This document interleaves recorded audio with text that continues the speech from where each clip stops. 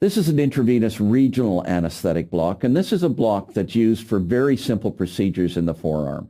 So things like removing little ganglia from the wrist, doing median nerve decompressions, this is a block that can be used. It uses a double tourniquet technique. So there's a proximal tourniquet, which is near to the body, a distal tourniquet, which is away from the body. You elevate the patient's arm.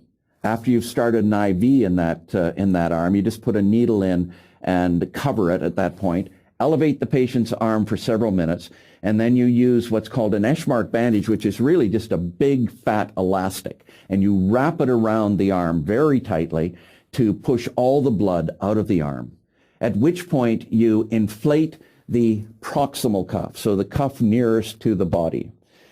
Take the tourniquet off and then fill the limb through the IV that you've started with 0.5% lidocaine. It's usually between 30 and 40 milliliters, and you can tell the approximate amount you're using by just looking at the veins in the forearm, and if they're starting to swell, then you've probably put an adequate amount of local anesthetic in. You have to wait probably 5 minutes before you get a good effect, but that's usually time for the positioning of the arm and the prepping of the surgical position. You have to take the needle out of the hand at this point, and then the surgeon can go ahead and do the surgery. If the patient starts to have discomfort from the tourniquet at some point, you can inflate the distal tourniquet, which is over tissue that has been blocked. And once you know the distal tourniquet is actually inflated, you can deflate the proximal tourniquet, and the patient will have instant relief from the pressure that they had on their arm. This block is a very safe block if you do it properly. At the end of surgery, if it's been less than 30 minutes since you injected the anesthetic, you should wait. Do not deflate the tourniquet yet.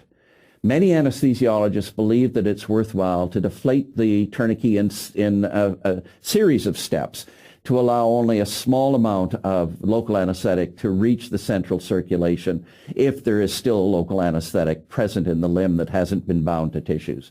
So you deflate the tourniquet and reinflate it immediately again. You do that 2 or 3 times over a minute or two, and the local anesthetic is washed out of the limb, and the sensation returns usually within 4 or 5 minutes. So it's a pretty short duration once the tourniquet is released.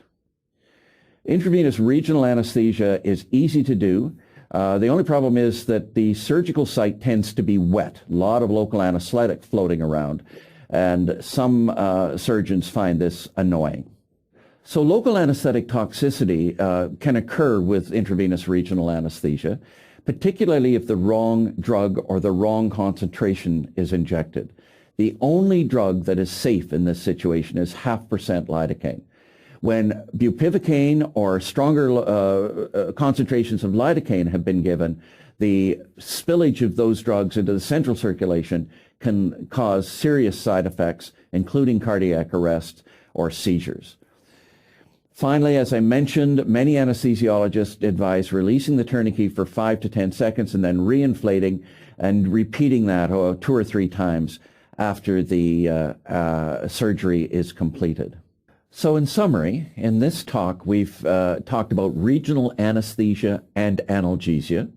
We've spent some time discussing epidural and spinal anesthesia, neuraxial blocks, and how they can be used for surgery, or in the case of epidurals, how it can be used for labor analgesia or for postoperative pain control.